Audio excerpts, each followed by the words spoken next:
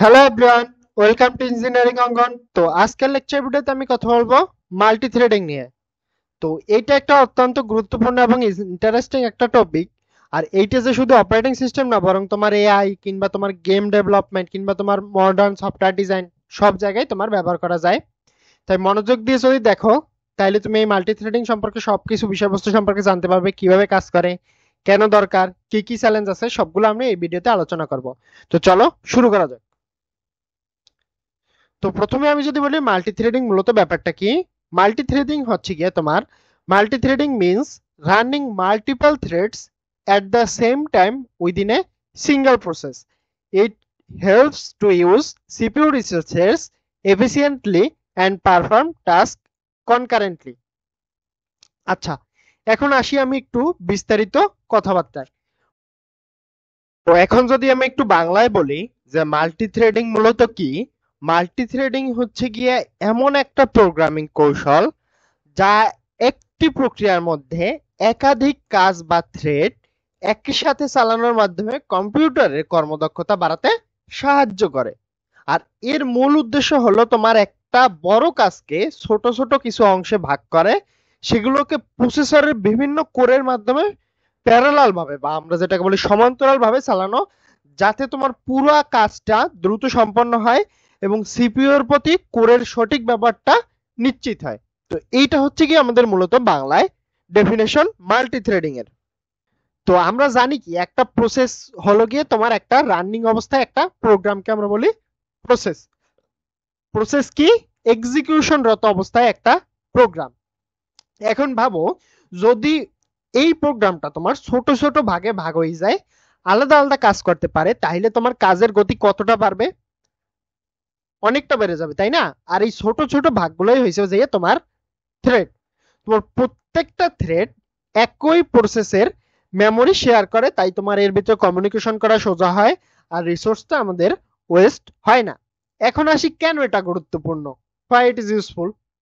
তো multi threading CPU কে তোমার maximum ভাবে ইউটিলাইজ করতে সাহায্য করে, কারণ তোমার একটা থ্রেড আইডল থাকলে অন্য থ্রেড সিপিইউ টা ব্যবহার করতে পারে। ফলে তোমার কি হয়, এফিসিয়েন্সিটা অনেকটা ক্ষেত্রে তোমার বৃদ্ধি পায়। ধরো এটা প্যারালাল, মানে এটাকে বলি আমরা প্যারালাল এক্সিকিউশনকে পসিবল করে তোলে এক কথায় বলতে গেলে, যা তোমার একদম AI model training, data processing বা গেম ইঞ্জিনিয়ারের পারফরমেন্সটা তুলনামূলক বাড়াই তোলে। তো এক্সাম্পল হিসেবে আমি যদি বলি, ইন এ গেম, একটা গেমের ক্ষেত্রে one thread handles graphics, another handles user input and another handles sound. একটা তোমার গেমের ক্ষেত্রে তুমি কল্পনা করো, একটা থ্রেড তোমার কাজ করে কি ক্ষেত্রে, গ্রাফিক্স তোমার রেন্ডার করতে। আরেকটা থ্রেড কি কাজ করে, ইউজার ইনপুট তোমার হ্যান্ডেল করতে কাজ করে, যেমন হচ্ছে কিবোর্ড মাউস বা তুমি টাচ যেভাবেই খেলো তোমার। আরেকটা থ্রেড কাজ করে তোমার সাউন্ড ইফেক্ট প্লে করতে। তোমার ফলে কি হয়, গেমটা অনেকটা স্মুথ চলে, কারণ সবকিছু একই সঙ্গে প্যারালাল ভাবে হইতেছে। তো আসলে আমরা যদি একটু এক্সাম্পল বলতে চাই, তোমার গুগল ক্রোমের প্রত্যেকটা ট্যাবের যে এক্সটেনশন তোমার, ওইগুলো ইন্টারনালি তোমার মাল্টিপল থ্রেডস ব্যবহার করে থাকে। ধরো একটা থ্রেড তোমার ওয়েব কন্টেন্ট লোড করে, আরেকটা তোমার ইউজার ইন্টারাকশন হ্যান্ডেল করে, আরেকটা তোমার সিকিউরিটি চেক করে। তাই ক্রোম তোমার একসাথে অনেকগুলো কাজ হ্যান্ডেল করতে পারে।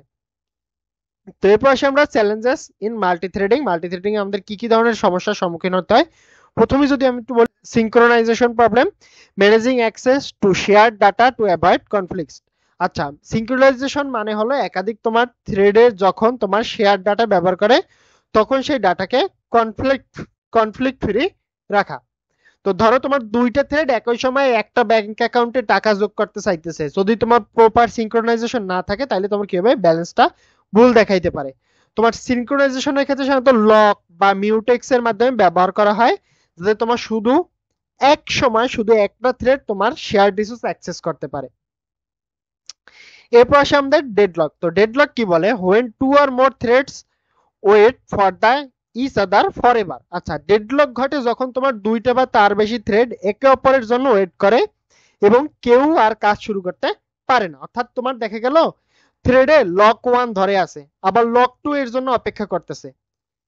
এ থ্রেড, একটা থ্রেড তোমার লক ওয়ান ধরে আছে, আবার লক টু এর জন্য অপেক্ষা করতেছে। আর তোমার বি থ্রেড দেখা গেল লক টু ধরে আছে, লক ওয়ান এর জন্য অপেক্ষা করতেছে, তখন কেউই আগাইতে পারলো না।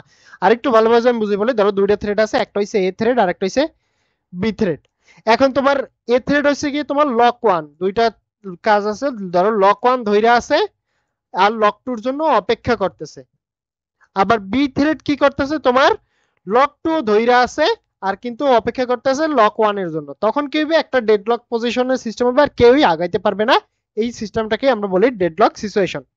তোমার ডেডলক কনসেপ্ট প্রথম ফর্মাল ভাবে তোমার ডোনাল্ড নাথ KNUTH, এটা আমি নাথ বলে অন্য কেউ কি বলে জানি না, KNUTH বর্ণনা করেছিলেন উনি, Donald Nath KNUTH।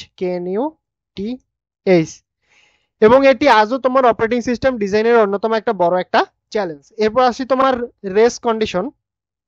Race condition কি বলে, when two thread access shared data at the same time and cause unexpected results। Race condition ঘটে যখন দুইটা থ্রেড একই সময় তোমার শেয়ার ডাটা অ্যাক্সেস করে এবং একে অপরের কাজের উপর প্রভাব ফেলে। ধরো একটা থ্রেডে তোমার একটা থ্রেড ডাটা লিখতেছে একই সময় পড়তেছে, ফলে তোমার ইনকনসিস্টেন্ট বা ভুল আউটপুট দেখাইতে পারে। তোমার রেস কন্ডিশন এড়াতে তোমার সিনক্রোনাইজেশন টেকনিক যেমন তোমার সিমাফোর, মনিটর এগুলো ব্যবহার করা হয়। কি সিমাফোর, সেমাফোর কিংবা তোমার মনিটর ব্যবহার করা হয়। দুইটা টেকনিক আছে এটা এড়ানোর, একটা সিমাফোর আর একটা হচ্ছে গিয়া মনিটর, MONITOR। এরপর আসে আমরা থ্রেড স্টারভেশন। থ্রেড স্টারভেশন কি বলে, when some threads never gate CPU time. আচ্ছা, থ্রেড স্টারভেশন ঘটে যখন কিছু থ্রেড তোমার সবসময় সিপিইউ টাইম পায় না, কারণ অন্য কিছু থ্রেড বেশি প্রায়োরিটি পায়। যদি তোমার দেখা যায় হাই প্রায়োরিটি থ্রেডগুলো সবসময় চলে, তাহলে তোমার লো প্রায়োরিটি যে থ্রেডগুলো কখনোই এক্সিকিউট হতে পারবে না। তোমার এই দেখা গেল কি তোমার এআই শিডিউলিং অ্যালগরিদম যে তোমার স্টারভেশন কমানোর জন্য এগিং টেকনিক ব্যবহার করা হয়, যে AGING এগিং টেকনিক, AGING এগিং টেকনিক ব্যবহার করে, যা তোমার সময়ের সাথে সাথে তোমার লো প্রায়োরিটি থ্রেড এর প্রায়োরিটিটা বাড়ায়, আস্তে আস্তে এক এক করে বাড়ায়। লো প্রায়োরিটি থ্রেড এর প্রায়োরিটি ও এক এক করে বাড়ায়। আচ্ছা, এই বিষয় নিয়ে আমি অন্য একদিন কথা বলবো। তো এখন কথা বলি আমরা কনটেক্সট সুইচিং এর ক্ষেত্রে। Context switching overhead frequent switching can reduce performance. আচ্ছা, কনটেক্সট সুইচিং এর মানে হলো তোমার সিপিইউ এক থ্রেড থেকে অন্য থ্রেডে সুইচ করা। এখন এই সুইচিং খুব বারবার হলে তোমার সিপিইউ সময় অপচয় হয়, তাই প্রতিবার তোমার স্টেটগুলো সেভ করতে হয়। প্রসেস যেটা চলমান আছে ওইটার স্টেটগুলো সেভ করতে হয়, তারপর তোমার নেক্সট যে তোমার প্রসেসটা আছে ওইটার স্টেটগুলোকে লোড করতে হয়। তোমার এটা একটা টাইম যায়, যার কারণে কিন্তু একটা সময় নষ্ট হতে পারে। তোমার ধরো একটা প্রসেস যদি প্রতি সেকেন্ডে শতবার তোমার সুইচ করতে আছে, এতে তোমার কি দেখা যাবে, এরকম যদি বারবার হয় তাহলে তোমার কি হবে, পারফরমেন্স কমে যাইতে পারে।